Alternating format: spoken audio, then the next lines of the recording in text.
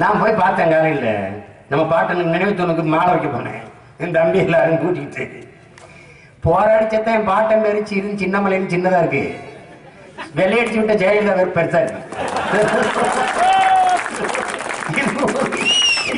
இது ஒரு கொடுமை. நினைச்சு நெஞ்சு பிடிச்சு போகுது. அவ்வளவு அவளையே கட்டினாரு, அவ்வளவு பள்ளிக்கூடம் கட்டினாரு, அவ்வளவு ஏரியா கட்டினாரு. காமராஜ் பேரே போட்டுக்கல. அந்த அணைக்கு லேசா வண்ணம் முடிச்சுட்டு கீழே ஜெயலலிதா கருணாநிதி தெட்டி தெட்டி தெட்டி வேமம்மா ஒரு படம் எடுப்பான். அப்புறம் சினிமாஸ்கோப் அந்த காலத்துல அதை பிரிச்சு விட்டாங்க.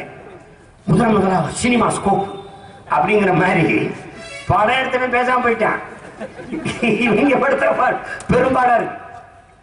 இப்ப என்ன தெரியுங்களா, ஒரு படம் 100 நாள் ஓடனா எப்படி கொண்டாடுவான் 100வது நாள் அப்படின்னு. ஆட்சி இப்ப அப்படி ஆயிடுச்சு. 100 நாள் எடப்பாடி ஆட்சி 100வது நாளை தொட்டுவிட்டது. இதே மாதிரிலாம் சட்டத்தை கேட்டாங்க. இதே மாதிரி கேட்டாங்க. கைதொட்டுறவனுக்கெல்லாம் காசு கூடிடுச்சு. அரசுக்கு கடன் 5 லட்சம் கோடி, எம்எல்ஏவுக்கு சம்பளம் 1,50,000. இந்தியாவிலேயே மேசையை தட்டுகிறவர்களுக்கு சம்பளம் கொண்டது இங்கதான். நம்ம காலம் வருது, ஆட்சி அமைக்கிறோம், மாட்டு பண்ணை வைக்கிறோம், இங்க மேசையை தட்டோம்னா இங்க சாணி தட்ட போடுறோம். கேட்ட ஒரு கூட்டம். பக்கத்துல மாநிலத்துல 40,000 30,000 வாங்கிட்டு ஒழுங்கா வேலை செய்யறான். இங்க ஒரு வேலை செய்யறவனுக்கு 1,05,000 சம்பளம். 50,000க்கே ஒண்ணும் செய்யல. 50,000க்கு எங்க ஐயா எடப்பாடி கொடுப்பீங்க கால கொடுமை. 5 விழுக்காடு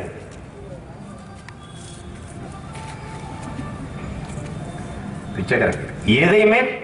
எதுவுமே எந்த மாநிலத்திற்கும் இருக்கக்கூடாதுன்னு முடிவு எடுத்துட்டான். மொத்தமா எல்லாத்தையும் எடுத்துக்கணும். கல்வி எடுத்துக்கிட்டாச்சு, மருத்துவம் எடுத்துக்கிட்டாச்சு, எல்லாம் எடுத்துக்கிட்டாச்சு, இப்ப வரி எடுத்துக்கிட்டாச்சு.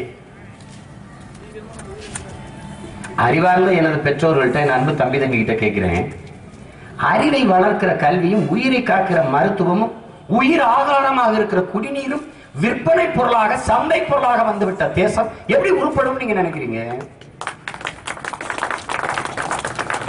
இதையே யாருமே சிந்திக்க மறுக்கிறீங்க. இதை செய்கிற அரசு ஒரு வல்லரசு என்று வாயிலேயே எப்படி நீங்க பேச முடியுது? எப்படி பேச முடியுது? இந்த நாட்டில் பிறந்து வைத்தவே நாங்கள் செய்த பிழை என்ன? சின்ன சின்ன நாடுகள் கல்வி மருத்துவம் குடிநீர் எல்லாத்தையும் கொடுக்கிறானே. இதை கேட்கிறது, கல்வி மருத்துவத்தை இவ்வளவு பெரிய நாட்டுக்கு 130 கோடி மக்களுக்கு எப்படி கொடுக்க முடியும்? இதை விட 150 கோடி மக்களை வச்சிருக்க சீனா கொடுக்கிறானே, எப்படி கொடுக்கிறான்? அவன் எப்படி கொடுக்கிறான்?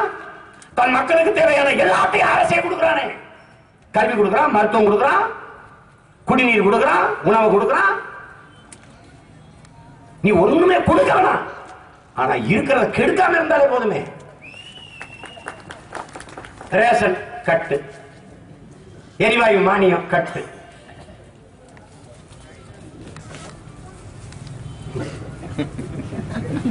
நாப்கினுக்கு 18 விழுக்காடு வரியை போட்டு பார்த்து மாதாக்கு ஜெயினு பெத்தம் எல்லாம் கட்டிட்டு ஒரு கூட்டம் 18 விழுக்காடு வரி. அதுக்கு ஏன்னு கேட்டா, அது மகளிர் சுய உதவி குழுக்கள் மகளிரே தயாரிச்சு கொண்டிருக்கிறாங்க. அது வரி நம்ம போட வேணா வேற ஆள் வந்துருவான்.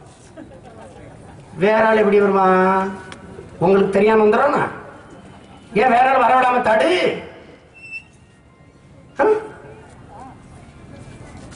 உன்னை கொல்வதற்கு ராணுவம் பீரங்கிலாம் தேவையில்லை, கொசு போதும். டெங்குல அங்கே சாகுறான், டெங்குல இங்க சாகுறான்.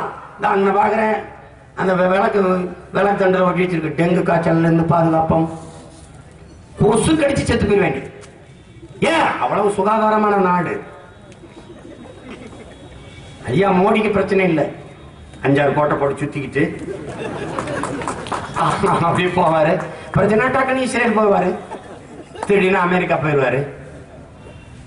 அங்க போயிட்டு ஜன் போசானா ஹே அப்படிம்பாரு. இவனுக்கு என்னன்னு ஒண்ணும் புரியல. அப்போ அது இப்பெல்லாம் எப்படின்னா முழு நீள நகைச்சுவை படம் போல இருக்கு எங்க வாழ்க்கை. கோபமே வர்றதில்லை, எனக்குலாம் கோபமே வர்றதில்லை. பயங்கர சிரிப்பார், எல்லாமே சிரிப்பு. எது ஒன்று உருப்படி? ஒரு திட்டம் சொல்லு. இந்த நாடு கொண்டு வந்தாலும் ஒரு திட்டம் சொல்லு பாப்போம். ஆதாரம். சொந்த நாட்டு மக்களை நம்பாத கூட்டம். வேற நாட்டுல இருந்து இங்க வர்றவனுக்கு கொடு. சொந்த நாட்டு மக்களுக்கு எதுக்கு கொடுக்குற? அதாவது குடும்ப அட்டை கொடுத்துருக்க, அப்புறம் பேன் கார்டு கொண்டாங்க, அப்புறம் இந்த கார்டு கொண்டாங்க, அந்த கார்டு. இப்ப ஆதார் கண்ணின் கருவிலியே எடுத்துக்கிறேன், கைரேகம் மொத்தத்தை எடுத்துக்கிறேன். கட்டின கொண்டாட்டியோட கட்டில படுத்திருக்கிற வரைக்கும் நீ பார்க்கலாம். இப்படி அடிமை சாசனம் எழுதி கொடுத்துட்டு வாழ்ற நாட்டுக்கு பேர் சுதந்திர இந்தியா. இதை கொண்டு வந்த அயோக்கிய பெயர் ஹிட்லர். அவன் தான் முத எடுத்துட்டு வரான். எடுத்துட்டு வந்து இந்த அட்டையை வச்சுட்டு யூதனை எல்லாம் தனிமை பிரிச்சுட்டான். இந்த அட்டையை தட்டினா சீமா யாரு, என்ன சமூகம், எந்த ஊர்ல இருக்கான், அவனுக்கு என்ன சம்பளம், அவன் நிறம் என்ன, உயரம் என்ன, எல்லாம் இருக்கும். இப்படி ஒவ்வொருத்தருக்கும் இருக்கும். இதுல எவனை கொல்லணும்னு நினைக்கிறோம் அவனை தனியா பிரிச்சு எடுத்து அடிச்சுட்டு போயிடலாம். அப்படிதான் அடிச்சான் ஹிட்லர். அதுக்கு பிறகு பிரிட்டன் இதை கொண்டாந்துச்சு. கொண்டு வந்தது தனி மனித சுதந்திரத்தை பறிக்குதுன்னு நீக்கிட்டான். இதேதான் நம்ம ஆளுக உச்ச நீதிமன்றத்தில் வழக்கு போடுறாங்க, தனி மனித உரிமையை பறிக்குதுன்னு. இந்த அரசு, இந்த நாடு, இந்த நிர்வாகம் உச்ச நீதிமன்றத்தில் சொல்லுது தனி மனித சுதந்திரம் என்பது அடிப்படை உரிமை இல்லைன்னு.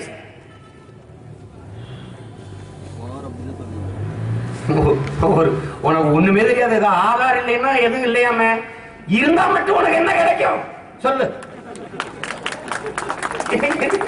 என்ன கொடுத்துட போறான்?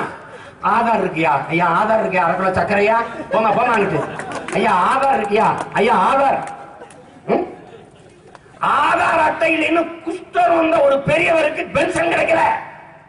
ஆதார் அட்டையில ஒரு குஷ்டரோகி பெரியவருக்கு பென்ஷன் தரல, ஓய்வூதியம் தரல. அவனால நகர்ந்து போய் கூட பிச்சை எடுக்க முடியல. இந்த நாடு அந்த குஷ்டரோகியை விட மோசமான குஷ்டத்தில் இருக்குது என்பதை நீ புரிஞ்சுக்கணும். இது ஒரு கேடுகட்ட நிர்வாகம். எல்லாமே செல்போன் டிரான்சாக்சன், எல்லாமே ஆன்லைன் வர்த்தகம், ஆன்லைன் பிசினஸ்.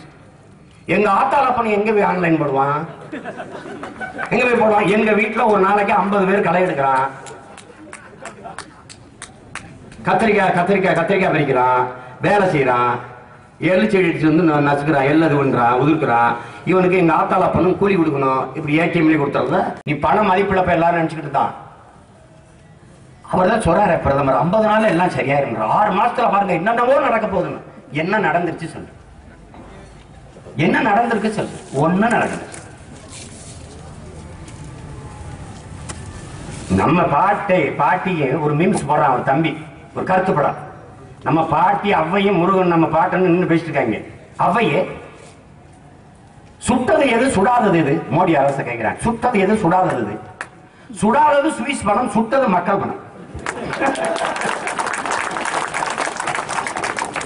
சுவிஸ் வங்கியில இருந்து பணத்தை கொண்டு ஒரு ஆண்டி ஓட்ட போட்டு காத்திருக்கான். இவன் சுருக்கு பில்லிருந்து தூக்கிட்டு போயிட்டான். இது ஒரு கூட்டம். இதுல என் தம்பி சொல்றாங்க 15 லட்சம் ஒவ்வொருத்தர் பேருக்கும். அதுல என் தம்பி 3 பேருக்கு 60 லட்சம் ரூபாய் வரும்னு காத்துட்டு இருந்திருக்கான். வட மாநிலங்களுக்கெல்லாம் இழப்புக்கு 1500 கோடி 2000 கோடி அறிவிக்கிறது. இந்த வெள்ளத்தின் பாதிப்பால குஜராத்தின் வளர்ச்சி பின்னடையாது என்று உறுதியை கொடுக்கிறார். ஆனால் நாங்க வெள்ளத்துல செத்தோம். ஒரு வார்த்தை இல்ல, ஒரு ஆறுதல் வார்த்தை இல்ல. இவ்வளவு தொகை கொடுங்கன்னு 1500 கோடி 2000 கோடி கொடுங்கன்னு கெஞ்சி பார்த்துட்டான். ஒண்ணும் கொடுக்கல.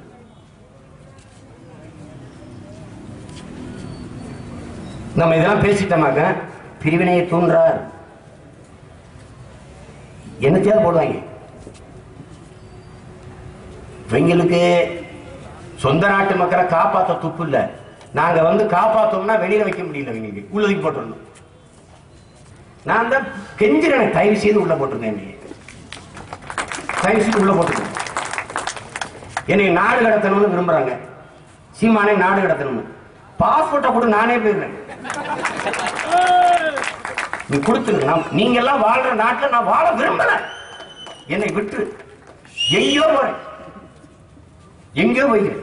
தயவு செய்து கடவுள் சீட்டை மட்டும் கொடுத்துரு. உனக்கு ஒரு இடைவெளி இருக்கு.